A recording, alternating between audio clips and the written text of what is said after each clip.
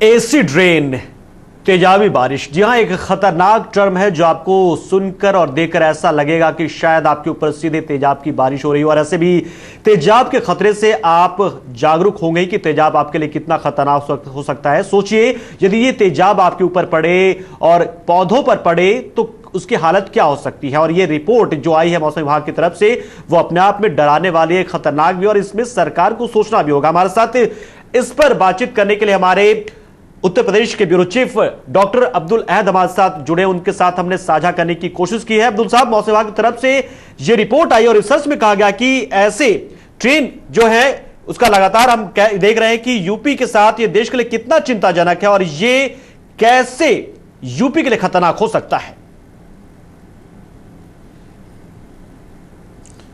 पंकज, खास तौर से यूपी के इलाहाबाद की आप बात कर रहे हैं। यूपी इलाहाबाद के साथ साथ मुझे लगता है पूरे देश में ही जो एसिडिक रेन है उसमें बढ़ोतरी देखी गई। उसका जो खास कारण है वो इंडस्ट्रियल ग्रोथ है।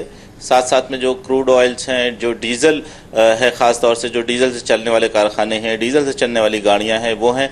और इंडस्ट्रियल ग्रोथ में भी अगर हम बात करें तो जो कोल बेस्ड थर्मल प्लांट्स हैं या कोयले से चलने वाली जो दूसरे कारखाने हैं, खासतौर से स्टील इंडस्ट्री की अगर बात करें तो ये एक बहुत बड़ा कारण है। और मैं अपने दर्शकों को बताना चाहूंगा कि जो ये कारखानों या जो डीजल से चलने वाली गाड़ियां हैं, इनसे जो नाइट्रिक ऑक्साइड या सल्फ्यूरिक ऑक्साइड निकलता है, इसके जो कण होते हैं, इसके जो कण जब वायुमंडल में पहले से मौजूद कार्बन डाइऑक्साइड और पानी के साथ रिएक्शन करके सल्फ्यूरिक एसिड और नाइट्रिक एसिड बना लेते हैं। जब ये सल्फ्यूरिक एसिड और नाइट्रिक एसिड की बारिश होती है या कभी कभी जब हमें एक धुंध सी या एक फॉग दिखाई देता है, फॉग के रूप में भी जब वापस धरती पे आते हैं तो इसको ही एसिडिक रेन कहते हैं। और ये एसिडिक रेन हमारे जलवायु के लिए और हमारे इकोसिस्टम के लिए और आम जनजीवन में, आम जनमानस के लिए बहुत ही घातक है। और इसका एक बहुत बड़ा कारण वायु प्रदूषण है।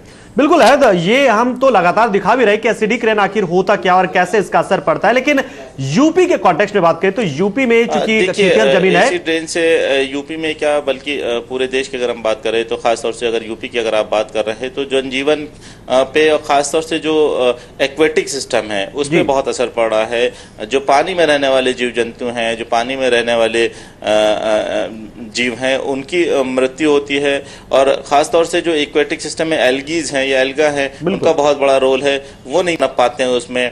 और दूसरी अगर बात करें तो जो सॉइल है, सॉइल इरोजन उससे बहुत हो जाता है, पैदावार में कमी आती है, भूमि बंजर हो रही है।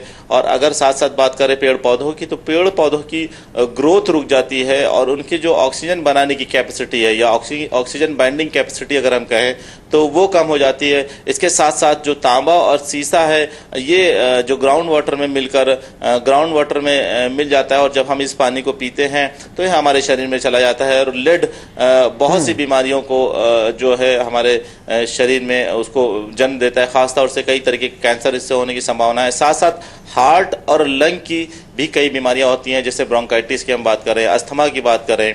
तो एसिड रेन हमारे इकोसिस्टम के साथ साथ हमारे जीवन के लिए, हमारे साथ स्वास्थ्य के लिए भी बहुत ही घातक है, एक तरीके से बहुत ही हानिकारक है। जो अब्दुल अहद साहब, इससे निपटा कैसे जाए? सरकारों को क्या करना चाहिए इसके लिए, इससे निपटने के लिए?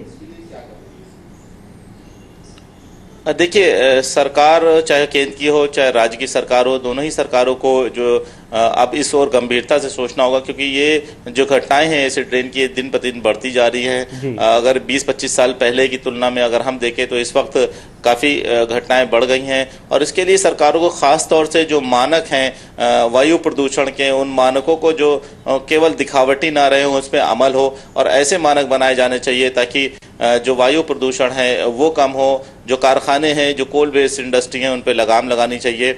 बहुत सी ऐसी गाड़ियां हैं जो मानकों के अनुसार नहीं चल रही डीजल की, और जो सीएनजी है या दूसरे जो रिसोर्सेज हैं हमें उनको तलाशना होगा। जो क्रूड ऑयल के दूसरे रिसोर्सेज है उस पर हमें ज्यादा बेस्ड होना होगा और एटॉमिक एनर्जी पे हमें ज्यादा बेस्ड होना पड़ेगा। और सरकारों को अब इस ओर गंभीरता से सोचना होगा, क्योंकि अगर धीमे धीमे घटनाएं बढ़ती चली गई तो ये हमारे इकोसिस्टम के लिए बहुत ही खराब एक नतीजे लेके आएगी। क्योंकि अगर हम बात करें यूरोप की और जर्मनी की, तो यूरोप और जर्मनी में इसी एसिडिक रेन की वजह से पूरे जो इकोसिस्टम है, पूरे जंगलात है, जो पूरी फॉरेस्ट लेन थी वो तबाह हो चुकी है। और अगर हमारी सरकार, हिंदुस्तान की सरकार और राज्य की सरकार अगर समय रहते न चेती तो इस तरीके से इकोसिस्टम को पूरा नुकसान उठाना पड़ेगा।